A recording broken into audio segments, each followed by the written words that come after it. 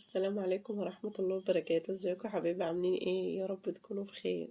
ربنا يفرح قلوبكم ويبعد عنكم كل هم وغم، اللهم امين يا رب العالمين.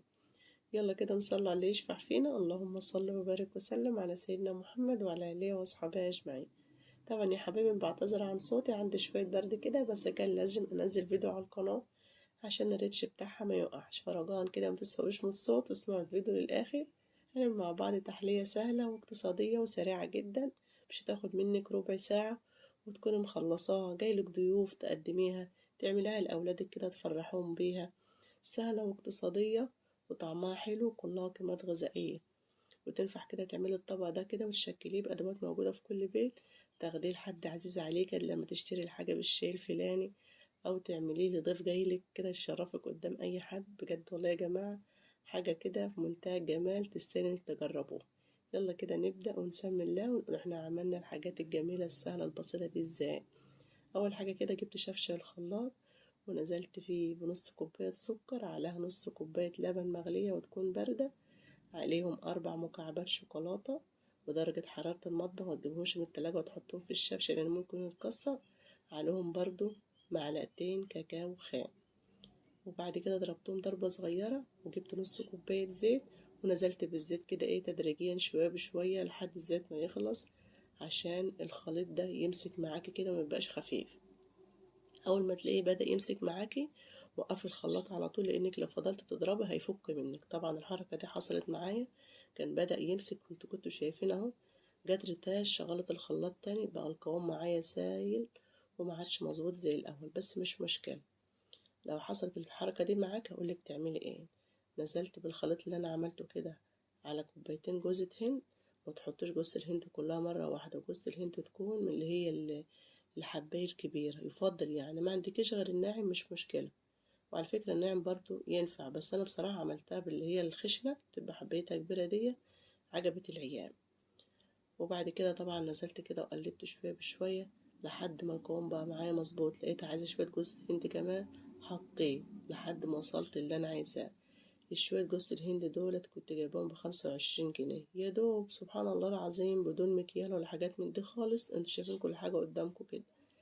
تنيت افضي شويه بشويه لحد ما وصلت للقوام المظبوط الحمد لله. قلت لو كانت طلعت لينا الشويه كنت هعمل ايه، بس الحمد لله ربنا بيسر ويسترها معانا، ربنا يسترها معانا دنيا واخره يا رب.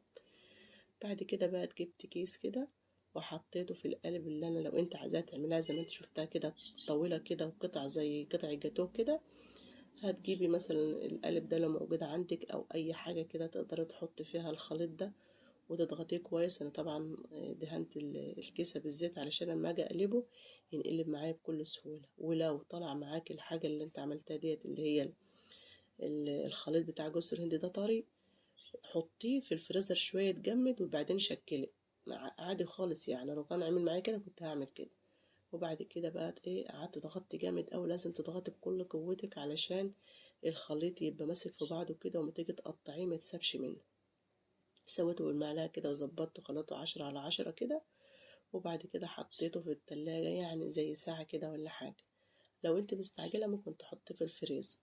وبعد كده طبعا جبت صينية كده وقلبت القالب الجميل ده، طلع معايا ما شاء الله حاجة كده فاخر من الآخر على عرايل اللي بيقولوا يعني. بعد كده بقى بتشكلها زي ما انت عايزة، بتقطعها القطع اللي انت عايزاها، قطع كبيرة قطع صغيرة، كل واحد وذوقه. وهرجع دلوقتي اشكلها معاكم دلوقتي باشكال كتير قوي. فانت طبعا بذوقك كده ممكن تعملي اي شكل انت عايزاه. طبعا بتدهني السكينة زيت وانت بتقطعي علشان ما يطلعش معاكي حاجات في السكينة كده. بجد يا جماعة لو تعرفوا فوائد جوز الهند هتدخلها في كل الحلويات اللي انتوا بتعملوها. ممكن بقى تقدمها بالشكل ده عادي خالص ما شاء الله، كل واحد ياخد له قطعة كده ويقول له شكرا يا ماما.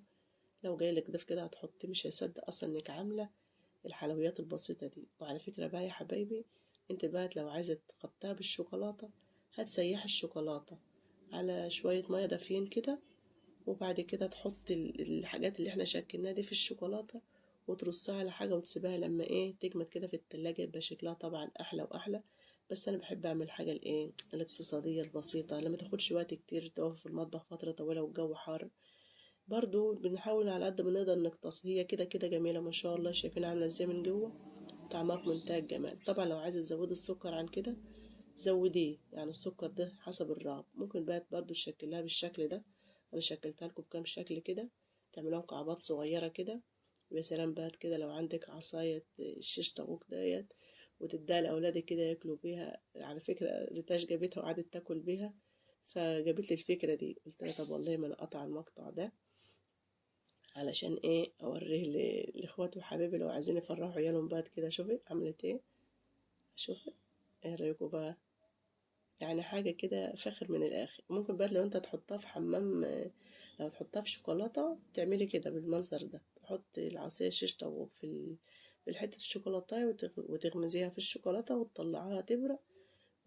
طبعا شكلها يبقى أحلى طبعا. بس بصراحة هي كانت كده كويسة، اللي يلاقي كده مبيش عيب الأيام دي. بعد كده بقى هنشكلها بكام شكل. أنا حبيت أشكلها لكل الأشكال علشان إيه اللي عايزة تعمل أي حاجة على ذوقها تعمل. البتاعة دي كانت عندي من زمان كده، كنت جايباها ب10 جنيه، بس مش عارفة اسمها بصراحة يعني. دهنتها زيت كده وشكلت ما شاء الله. شايفين الكرة عاملة ازاي؟ حاجة كده في منتهى الجمال، مش محتاجة شوكولاتة والله، الشكل لوحده كفاية أصلا.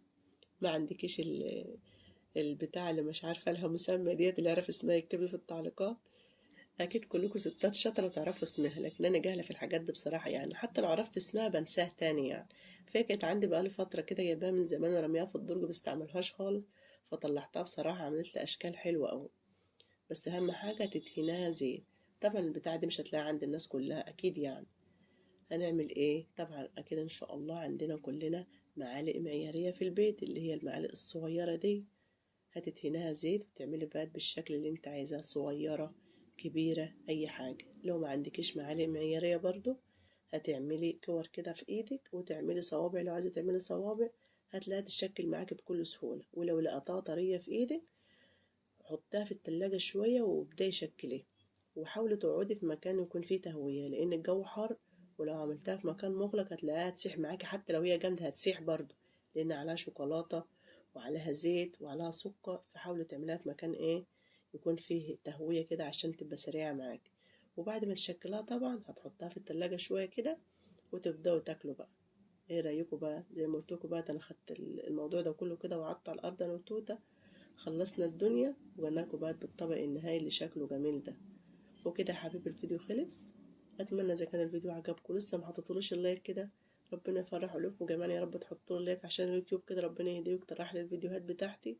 والناس الجديده اللي اول مره تنورني في قناتي اتمنى تشترك فيها وتفعل الجرس على الكل. شايفين توته بقت عماله ترص ازاي؟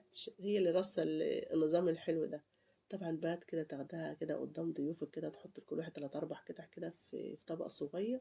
حاجة كده والله يا جماعة أنصحكم اعملوها، وخصوصا لو رايحين تزوروا حد. بس كده يا حبايبي كده الفيديو خلص. دمتم في رعاية الله وأمنه، والسلام عليكم ورحمة الله وبركاته.